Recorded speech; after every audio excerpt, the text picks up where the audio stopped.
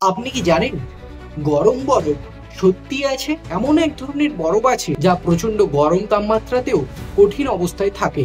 এই অদ্ভুত পদার্থটি ইউরেনাস আর নেপচুনের ভেতরে থাকে, যা প্রচন্ড তাপে থেকেও জমাট বাঁধে না। এই গ্রহগুলির অভ্যন্তরে তাপমাত্রা কয়েক হাজার ডিগ্রি সেলসিয়াস পর্যন্ত যেতে পারে। এই চরম পরিস্থিতিতে জল, অ্যামোনিয়া, মিথেন গ্যাস এমন এক বিশেষ কঠিন অবস্থায় রূপান্তরিত হয় যাকে বিজ্ঞানীরা বলেন হট আইস বা সুপার আয়োনিক আইস।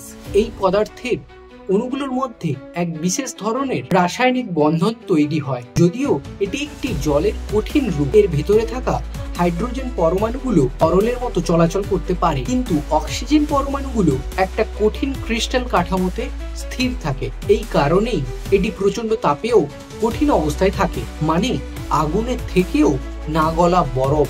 এমন চমকপ্রদ তথ্য জানতে আমাদের চ্যানেলটিকে এক্ষুনি সাবস্ক্রাইব করুন।